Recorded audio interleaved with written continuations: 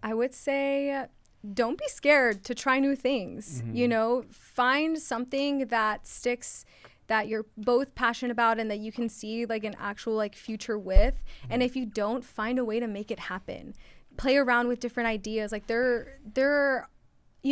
I love the term trailblazer because it gives me so much excitement and motivation, because it's like being a trailblazer means that you are doing something that hasn't been done. So even if there's something that you love and it hasn't been done to like make it a career, be the trailblazer for it.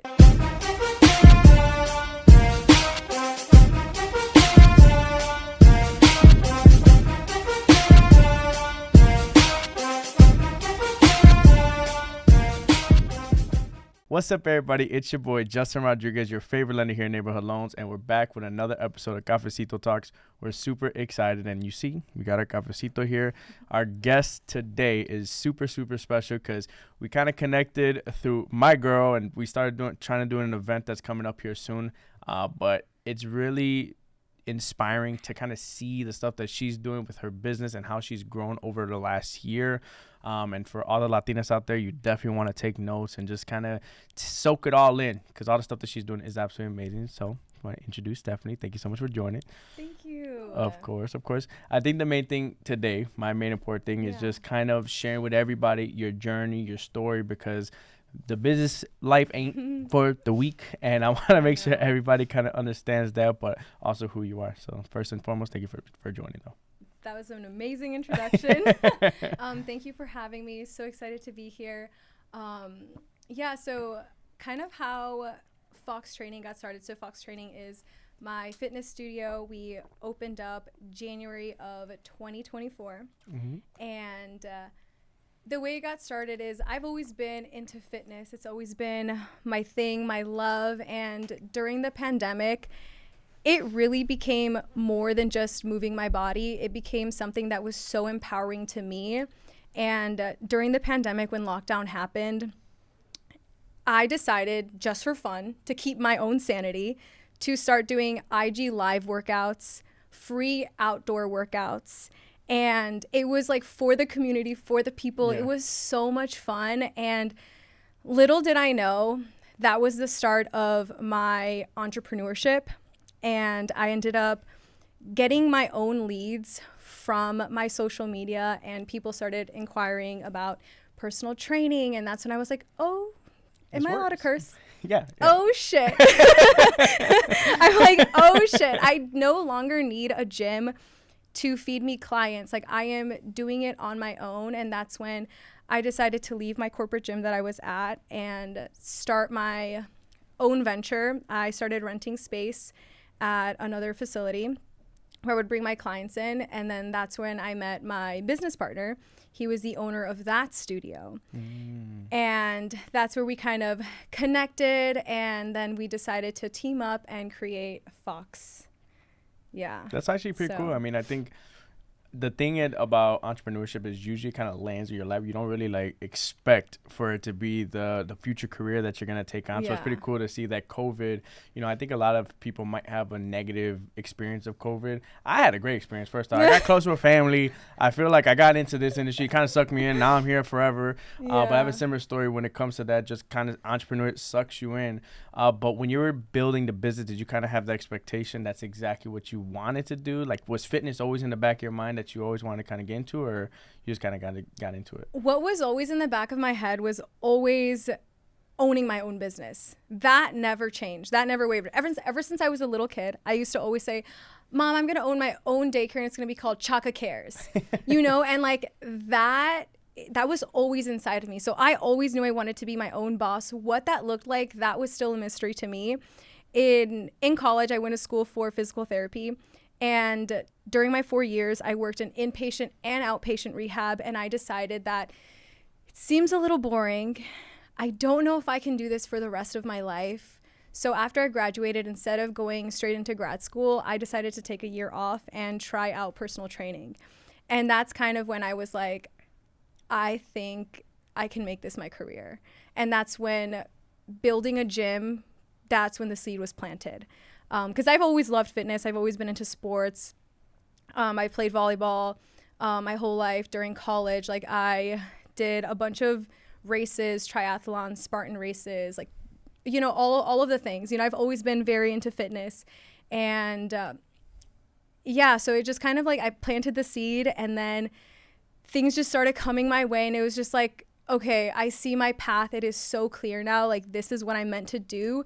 And when I decided that this is what I meant to do, things just kind of started falling into place. And I do believe that, you know, God has given me this path, and he has kept putting trials in my life to keep proving to myself that, Steph, like, you can do this, like, this is yours.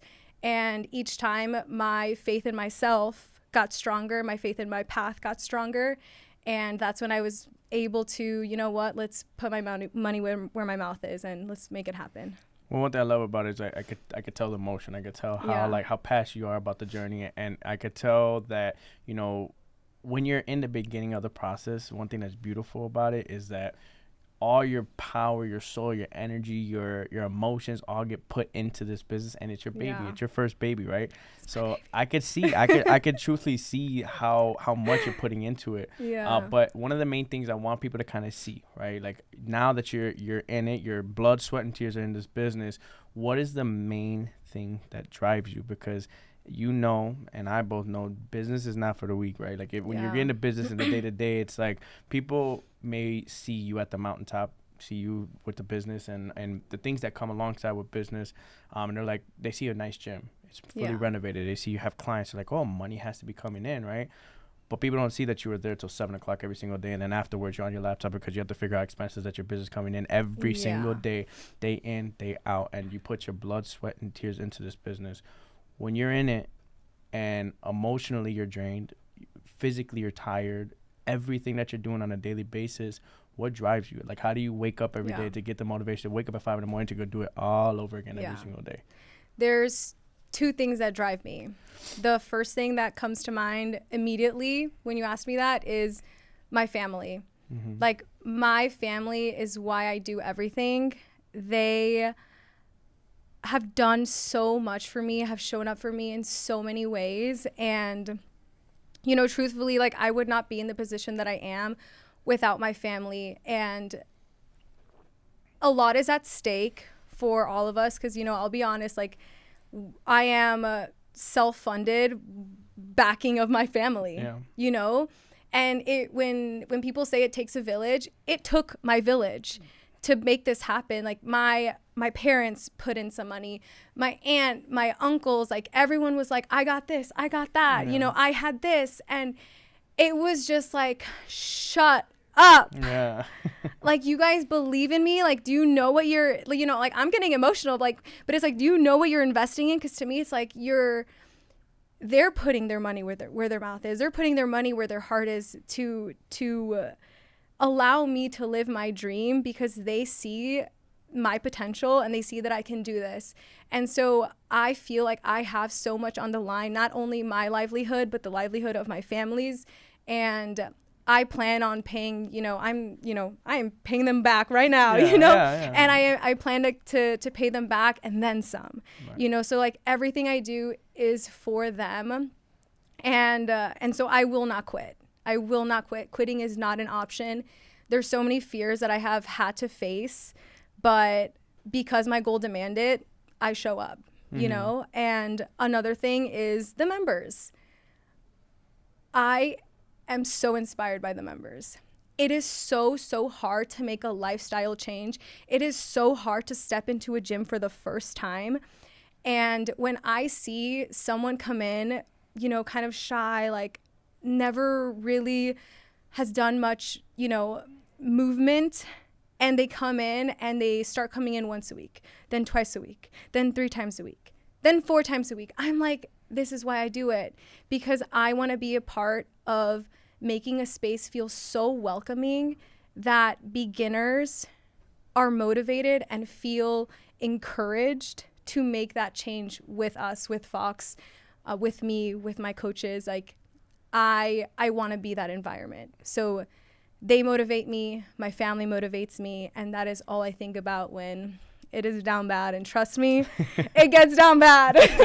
I know, like, I'm a very, like, happy, smiley person, but it gets down bad. 100%. It really does. 100%. That's what I'm saying. Like, people don't see that, right? Like, people see maybe you on social media with the smiles, and like, you're the business owner, and you're in front of everything, and no one sees you when you're 9 o'clock at night, and you're, like, fucking driving home. You're like, fuck, I'm tired. I don't want to do this tomorrow. But you got so many people that are on your back, and you got people betting on you. You have people that are really giving all their trust, energy, and money to be able to fund everything to get to the point where you're at right now.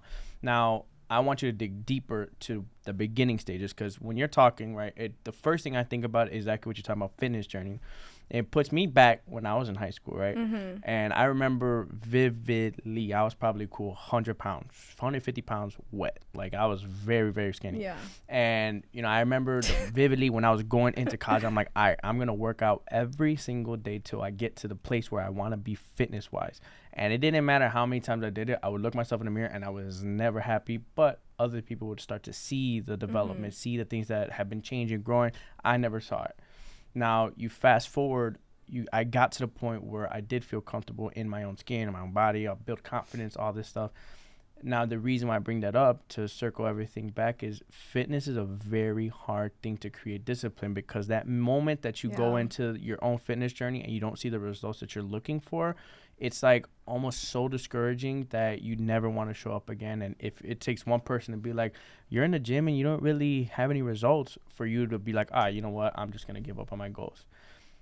And I look back and I almost feel like I can feel my whole self-confidence change. I could see the moments that myself has changed in my business, fitness life, mentally, spiritually.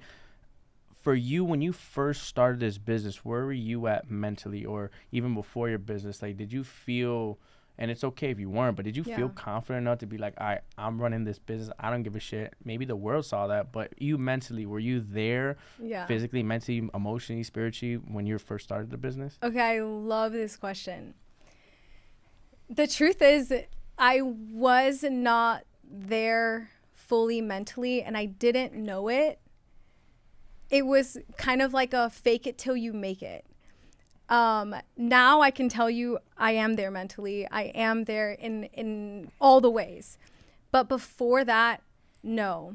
And I didn't realize it. Again, it was like a fake it till you make it, but it was kind of like I really thought I was there, but I wasn't. And for me, my confidence fully changed after I started powerlifting.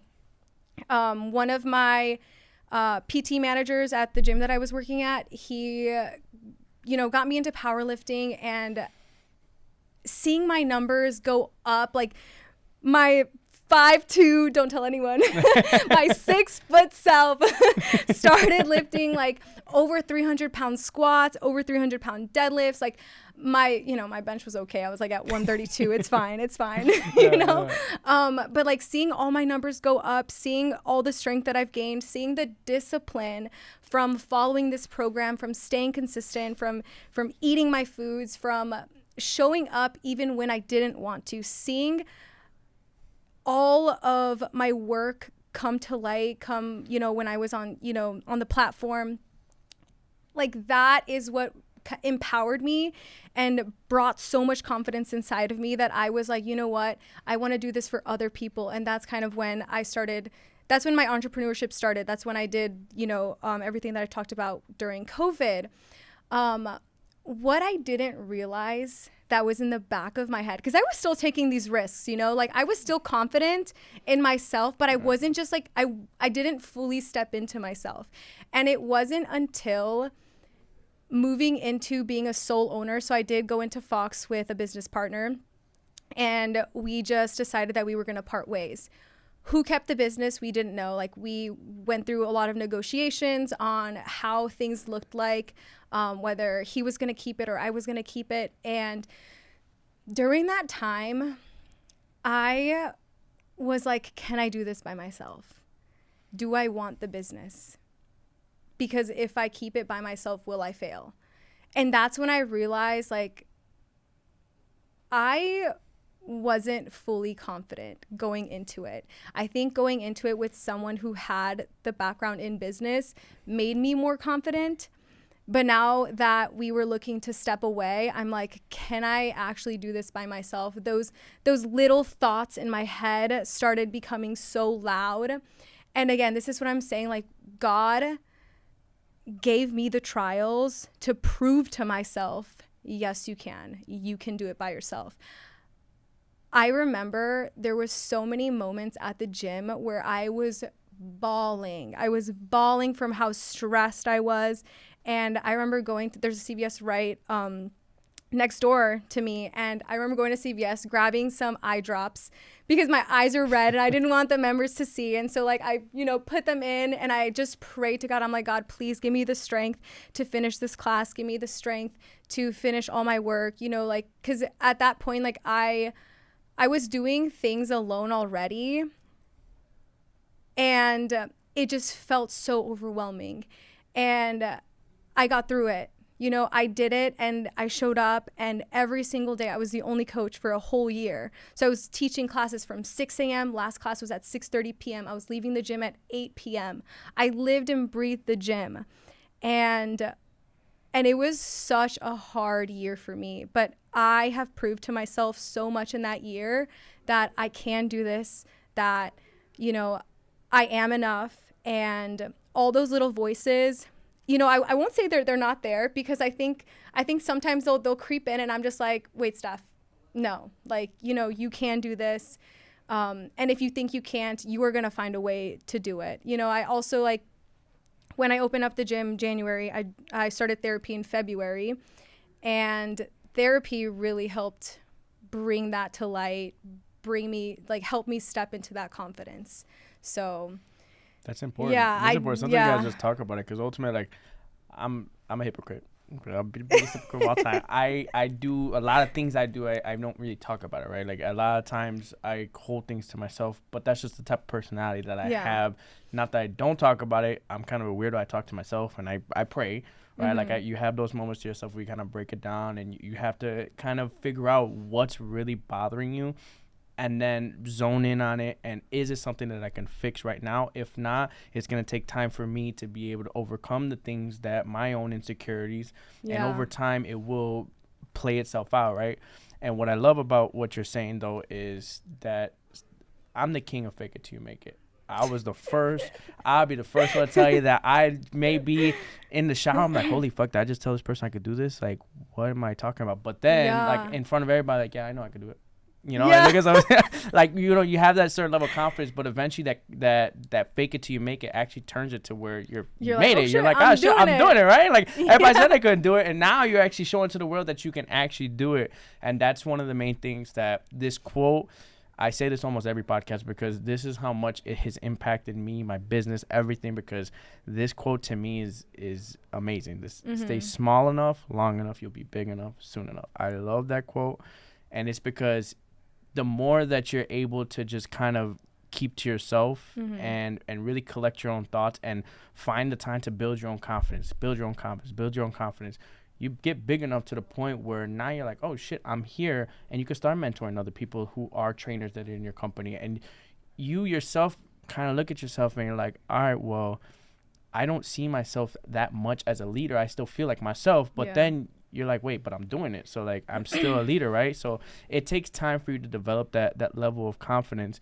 But when you were, like, kind of establishing the business, I know one thing that I really do think about that fuels me are the negative times that may have, or people that may have kind of stunted your mindset, that might have doubted you, that can be like, all right, you know what? Are you sure you're able to do it? Can you pinpoint that, and do you still use that as fuel to be able to overcome the things you do, or you just never had anybody that really doubted it?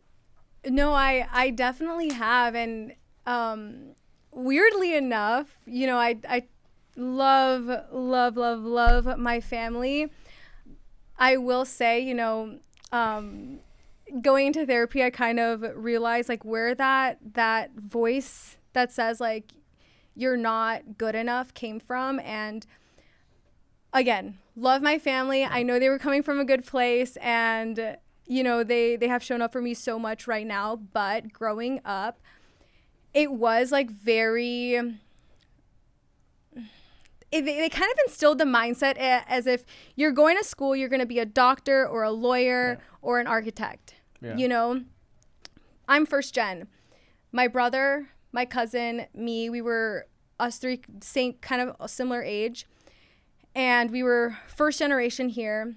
And my brother went to school to become an architect. My cousin at that time, like I remember this one specific Thanksgiving. My cousin at the time was going to school for medicine, and my family gave a speech on how and I was in school for physical therapy at the time. And no one like really was just like, okay, whatever, you know, whatever about her. Okay, you know. And I was actually starting fitness because I remember doing an internship in college with fitness because I was thinking already I kind of want to pursue this as a career. No one believed in me. You know, my parents really tried hard to get me to switch career paths.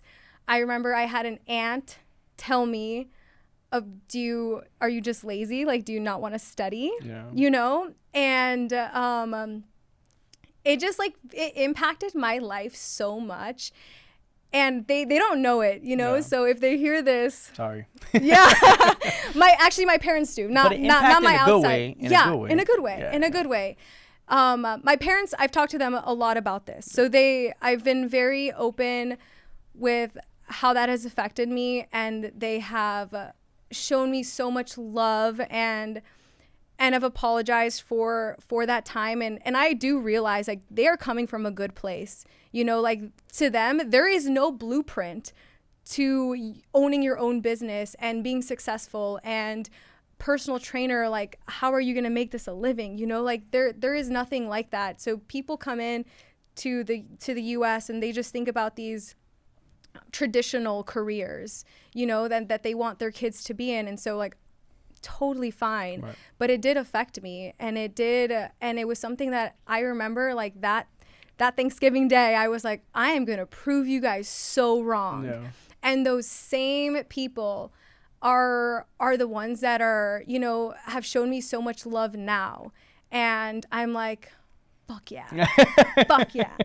You know? I still have some ways to go, but you know, we are doing it. And again, like, I don't blame anyone. Like I so much love for my family. Like, obviously you can tell like how much they have actually shown up for me. So, you know, it's all good. No, yeah. I mean, they're the reason why you're doing what you're doing. But the reason why I asked that is that similar to me, where it's like, I can pinpoint the days when I had someone doubt me, like almost everything, whether it be fitness, someone telling me I was skinny, whether it was me first getting into the industry saying, oh, like you're getting into sales, almost as if it sounded like it was kind of like one of them things where condescending, where you're like, oh, is that really what you're getting into? Yeah. Like little things like that. But with those comments, it just till this day, it fuels me. Like, I don't care, you know, what is in front of me. The one thing that wakes me up every single morning is, number one, my family. Yeah. Like, I wake up and I do everything daily for my family, my intermediate. I have a daughter now. My girl, everyone that is my immediate family, and also including my parents and my uncles, everyone around me, because they've been my support staff since day one. But if that does not wake me up in the morning, because some days where I'm like, fuck that, I want to go to sleep. It's those people who may have doubted me, and maybe they don't even know who I am anymore, or maybe they don't even understand how much they impacted me, but I don't give a shit. That shit still fuels me to this day. And that's one thing that I think truly is the difference between an A team player and a B team player. There's nothing wrong with B team people. The world runs around B team people, which are people that make the business run. These are going to be people that are the most important people of the business. They keep the foundation of it. But the A team players are the people that got to show up every single day, no matter what. The business is going to run with this person. And people kind of have to come to the realization on what you want to be in life, right? Architects of the world are really important, right? Doctors are really important, but there are people above them who own the hospitals, who own the companies that are building things. So that's where I'm trying to say is, like, when you're kind of deciding what you want to be in life, there's okay to be a B team player. In terms of Facebook, for example, the third person in Facebook is still a billionaire. So you could be a B team player, still be a billionaire, and still be great, right? Yeah. And that's the only thing that I feel like there's no clear path to success, right? When I went to school, I wanted to be an accountant. I wanted something stable. I just wanted to live the life that my parents always gave me. They provided me the best life that I possibly can be, and I just wanted to mimic that, so that way my daughter or my son at one point in time can have that lifestyle that my parents provide to me, because they gave me everything to me. So I crave that so much in the future, and that's why I followed the footsteps of what my dad did. But I wasn't happy, and that's where I want people to kind of see in these types of podcasts, is just understand, like, this made me happy. I did the day-to-day, the 9 to 5, where I was sitting behind a computer, where I was just, I wasn't happy. I wasn't genuinely happy. And then I found this side where it still had that. I still had the behind the thing, but at the same time, I liked it being unstable. I don't like knowing how much I'm going to make. I want the ceiling. I could blow up the ceiling if I really want to. Yeah. I like the fact that I can commute, I can network with people, but I still have to deal with numbers. That was so important to me when I was finding my own path to happiness. And I think everyone kind of has to realize that, like, maybe it is okay that you like to be behind a computer from 9 to 5 and have that certain level of stability on knowing how much you're going to make paycheck to paycheck. And this gives you anxiety. You don't want to be in front of people all day and have not knowing what your next check was. But what was that turning point for you, like, when you're kind of picking out career paths, or, like, did you already kind of intern somewhere, or how did you kind of figure out entrepreneurship is what makes me happy? I don't want to be an architect. I don't want to be a doctor. I want to be crazy. I just want to work and figure it out along the way. Like, what was that turning point for you? I think I've actually, my entire life, I really haven't been a W-2 employee. During college, I worked catering, but I was a 1099, so I picked up my shifts. I could work whenever I wanted. Pick my schedule. Like, I love the flexibility, and I got to make tips. Like, it was such a great job for me. And like I mentioned, during college, when I was working at the inpatient outpatient hospital, I was just like looking at the physical therapist, and I'm like, is this the life I want? Playing with bands all day. And again, no, it's just like amazing if it's for you. It didn't seem like it was the right fit for me. I was just like, this cannot be my end game. I know it's not my end game. And so when I was there, like, am I going to go to grad school for this? Am I going to spend so much money on grad school to be in debt, to do a career that I like? Maybe underlike, right. I don't even like it. And that's kind of when I was just like, all right, Steph, like, just go for it. That's when I interned at a sports facility. It was a speed school. It was pretty cool, athletes, and that's when I got my first little taste of what it's like to be a coach with a group. And it was so much fun. And I was like, this is it. Like, this is it. This is what I love to do. Like, I love yelling and motivating and encouraging and getting people to push themselves. Like, this was it. This was the intensity that I wanted in my career, like, not just like, using my inside voice all the time, I don't know. It's not in my personality. It's not in my personality. And I'm like, this is what I want to do. I don't know how I'm going to make this a career, like, yet, at that time, but I know this is what I want to step into. I know I wanted a gym. And so what that looked like is what I didn't know. I didn't know if it was going to be group classes, if it was going to be a traditional big box gym, if it was going to be a small little studio. Like, I didn't know what that looked like until later on. But that is definitely when I was like, yeah, that's not for me. I need to figure out what it is. And when I got into fitness, taught my first class, I'm like, this is it. This is it. And I remember one of my first personal training clients, she first came to me and was like, listen, I don't want to step on a scale. When we work out, I don't want to be in front of a mirror. I don't want any of that. I just want to move my body with you, and that's it. I'm like, period, let's go. Let's do it. And by the end of our sessions, she started sending me selfies. She was looking at herself in the mirror, like, so confident. And again, that was another one of the moments that I was like, this is it. Yeah. This is what I want to do. Like, this is actually changing people's lives. This is actually making a difference. You know, like, not that PTs don't. I think they do. You know, I think they, you know, in their own way. But it just wasn't the impact I wanted to have. It wasn't fulfilling. Exactly. Fulfilling. Yeah. So, yeah, my first PT client definitely gave me that feeling of, I feel fulfilled. Yeah. How do I chase this more? If you had to give advice to anybody that is looking for that level of fulfillment, how would you say for them to be able to find it? I would say don't be scared to try new things. You know, find something that sticks, that you're both passionate about and that you can see like an actual like future with. And if you don't, find a way to make it happen.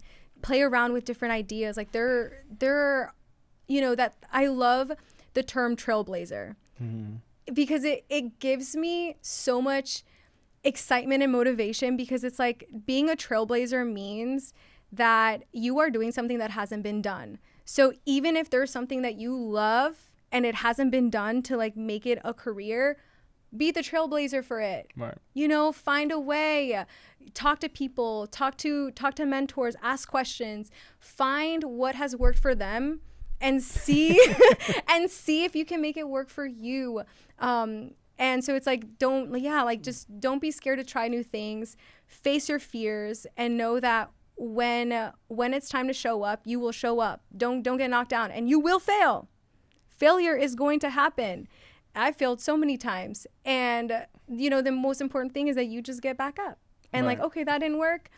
Next. Plan B, plan C, you know. If you go past Z, like, it's totally fine. Like, we're still going. Yeah. So failure is the mother of all success, you know. At some point, you need to fail in order for you to be able to succeed. But I think failure only actually occurs when you quit. Like, when you're 100% done and you get out the business or whatever business you're looking to, that's when you actually fail. Because you never know, like, you could be, you might go bankrupt. Let's just say in a hypothetical, my business were to go bankrupt tomorrow, right? At the end of the day, if I want to continue pursuing it, did I really fail? Because I'm still going. I'm still moving forward. Learned. Just, you know, not a lesson that you did learn is don't do that again. Or you'll go bankrupt. So ultimately, I think that's really important. But how does it feel to be a Latina in your industry, especially in a male-dominated industry? I think that the gym industry is something where, you know, the first thing is people might, you know, look at you and be like, damn, this girl's really doing it. But it's really intimidating to jump into this field because it might be very male-dominated. How was it breaking through that threshold? And, like, you know, did you feel uncomfortable? Were you like, fuck, dude, this is kind of... When I opened the gym, I didn't feel uncomfortable, but I will say when I started being a personal trainer, I definitely just did not have the most pleasant interactions with guys, especially because I was a power lifter, so I was putting up numbers. I remember one of the trainers came up to me. I was squatting. And again, my squat was real heavy. You know, like I was going 300 pounds, and this guy came up to, I think at the time it was like 265. So he came up to me and he was like, and he was a trainer at the gym I was at. And he was like, you better not lift so heavy or you're going to start to have man legs. Dude, I was like, get out of here. You know, like, and he was training a female client. Yeah, I was literally gasped. Right. I was like, you're kidding me. Right. Like that is your comment. And I was like, no, like, that's not going to happen. Right. You know? And he just continued training his client. But I was just like, dude, what? Like, people are so ignorant. Oh, yeah, I know. People are so ignorant. And I know, like, I'm going to get these comments. You know, there's going to be people that are intimidated by the weight that I'm using. Like, sorry if it, you know, affects your masculinity. But, like, I'm a strong girl, you know? And... you know, if we're squatting the same, like, that sounds like a you problem, you know, like that sounds like a you problem. But I've gained so much confidence in all of those experiences because I've had many. And I'm not going to lie, like, they did affect me. Like, there was a time where I stopped working out. Really? Yeah. I stopped working out because it got to me. It got to me. And I remember, like, when I decided to go back into working out, and I couldn't lift the same. And my friend was like, dude, what happened?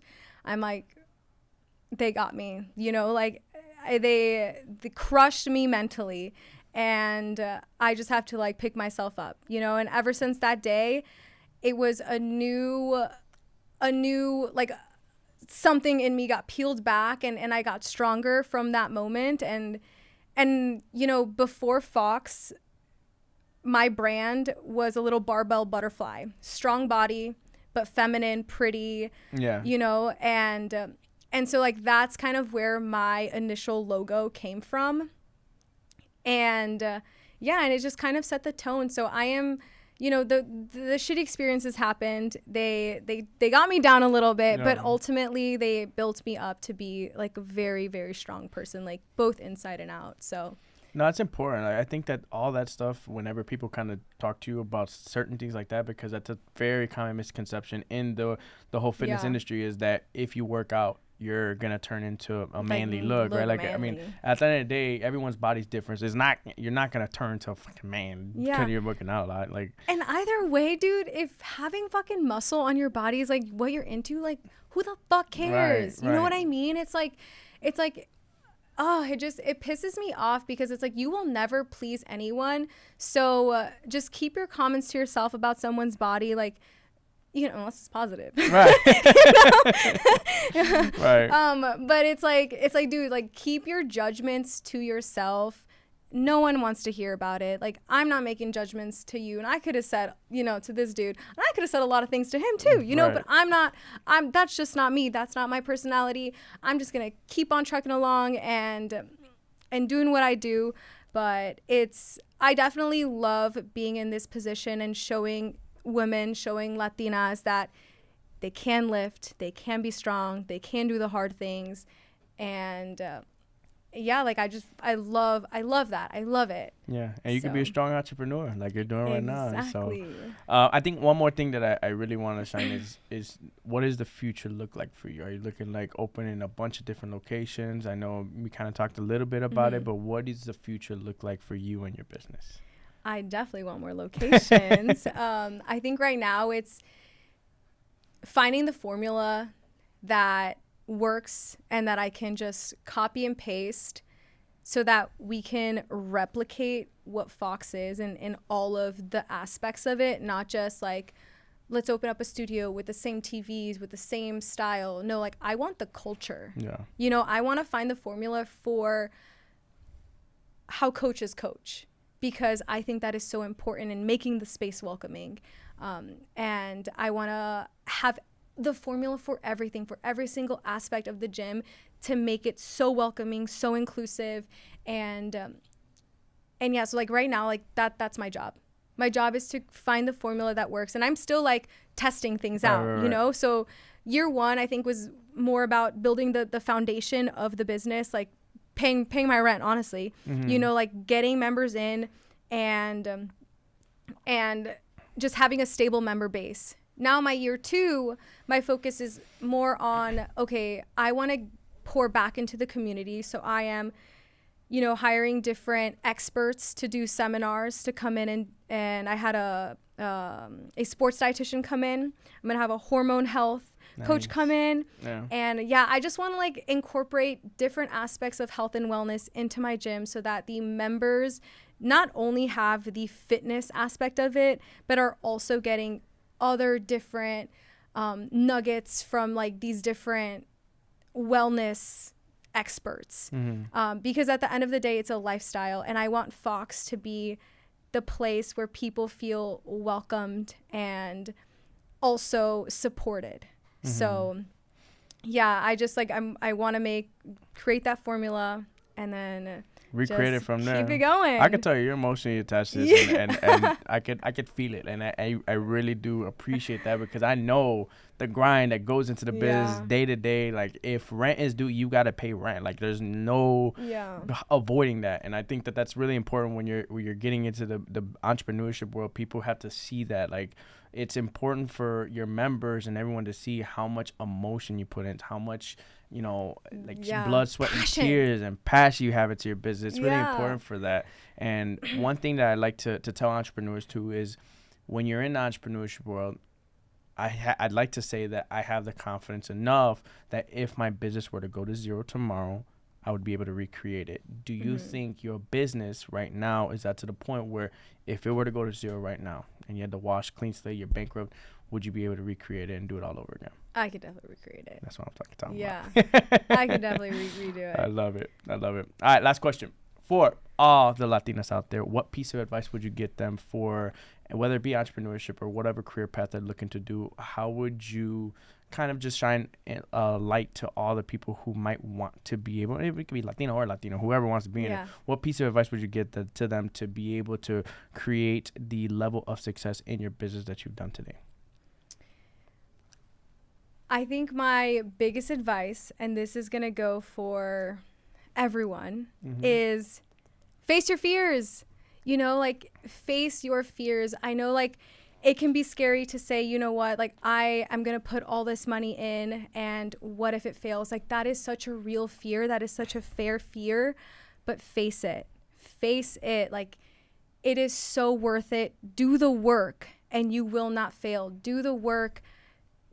Ask the questions, and know that, you know, when it comes down to it, you will stand up to that fear and make those little voices a lot quieter. So just go for it, do what you're going to do. And to the Latinas, you know, be that person like you wish you had, you know, like, be that representation. Cause I honestly, like, I really didn't know how important it was until I got closer to it. I'm just like, you know, like, it's just, there's not many Latina entrepreneurs out there, and be that person for you, be that voice, be that representation in whatever field you end up doing, and always, like, stay true to who you are and what you are about. Like, don't fold, you know, like, and I think that's something, like, that I will always stay true to is, you know, if you go to my gym, you're going to hear the Latino music, you know, you're going to hear the reggaeton, you're going to hear all types of music, but I'm going to throw in there the reggaeton, you know, I'm going to stay true to my roots. Like, I am in, you know, Lakeview East, you know, it's a pretty white neighborhood, and I'm still going to throw it in, you know, I'm going to stay true to my roots. I want to give back to my community. I want to be that representation. And yeah, so just face the fears and ask the questions. Like, you got this. I love it. Well, I want to say thank you so much for sharing your journey. We really do appreciate it. You dropped some amazing things for everybody that is watching. You guys got to make sure you take notes on everything that she spoke about. But more importantly, thank you so much for your time today. If anybody has not already, please make sure to like, subscribe, turn on your post notifications if you did enjoy this episode. Shout out to Stephanny. If you need a subscription to a training facility, you got my girl Fox Training over here. But we really do appreciate your time. Appreciate it. Thank you so much. This was fun.